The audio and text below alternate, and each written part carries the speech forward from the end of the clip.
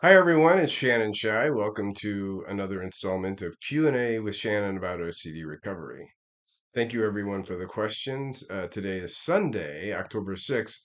I ordinarily like to publish the Q&As on Saturdays now, but I didn't do it yesterday because I, very humbly saying, was the keynote speaker at the OCD Mid-Atlantic OCD Walk.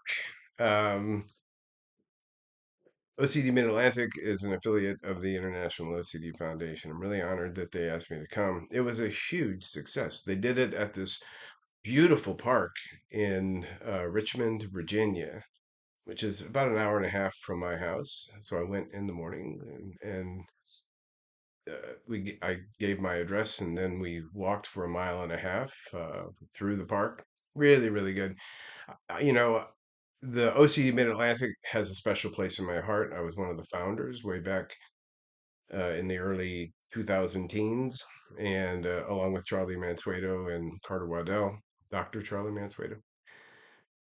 I want to give a shout out to three people. There's a lot of people that deserve credit and worked very hard, but I'll mention three.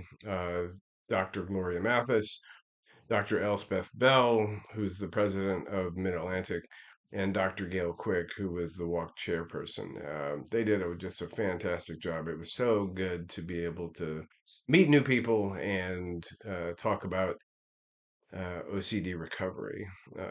And I focused on two things. One is the need for stigma reduction, and I also talked about hope, right? It's possible to get better.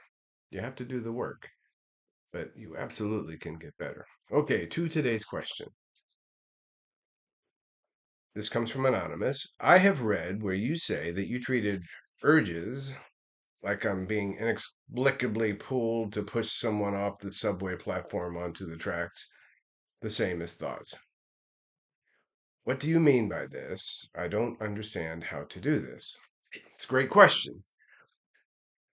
All right, so you may be familiar with my technique of treating all OCD thoughts the very same, no value. Doesn't matter how objectively seeming one thought might be way worse than another thought, or how much OCD tries to convince you that one particular thought is way too disturbing, horrifying, important to take the risk of treating it like any other thought. I treated them all the same, right? Zero equals zero. If the root is OCD, they are all the same. I did the same thing with urges, like, so as the person who wrote, as Anonymous says, this urge, it was like sort of this inexplicable force pulling me to actually do something like push somebody off of a subway platform or off a cliff or uh, punch somebody in the face. I could come up with 100 million different ways it tries, but it's like I'm being drawn to do this. So I treated urges, I treated images, like little picture snapshots that OCD would put in my head about something. And it didn't even have to be anywhere near what had happened. It was like a false memory, but I'd get an image of it.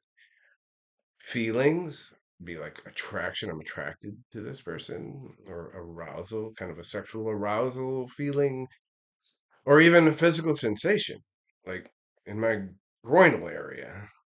Um, if there was some sort of taboo trigger out there, like my children. So I treated all of those the same as I treated thoughts. They all went into the OCD bucket, right? OCD on the urges and the feelings and images and physical sensations, it tried to hammer me. It was saying, whoa, this is different. This is actual proof that you wanted to do something or that you wanted that person dead or you liked the stimulus. You can't offer any counter to this. it would just come back at me and say, sorry, the fact that you had this urge or this image or this feeling or this sensation, it's all over with now. It's all over with. And I was horrified and confused at first.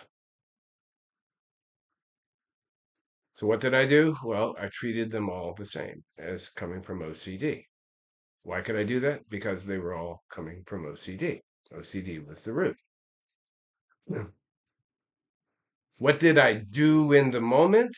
Well, I, when I got that urge or the image or I had that feeling or that physical sensation, just like with the thoughts, I let them be.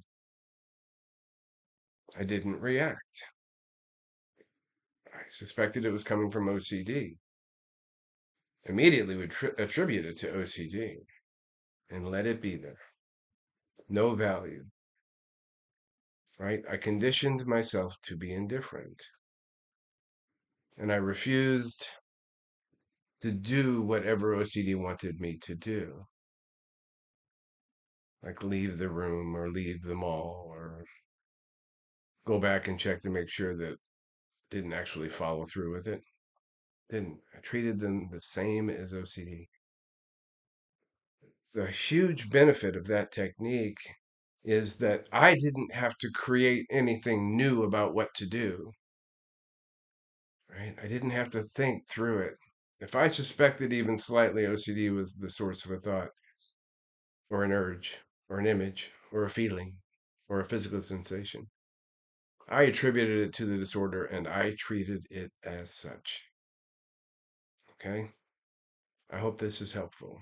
But you can do this, right? I did it. There's nothing unique about me that allowed me to recover over anyone else. You can do it. So let's do it. All right. Thank you. I'll talk to you tomorrow. Bye.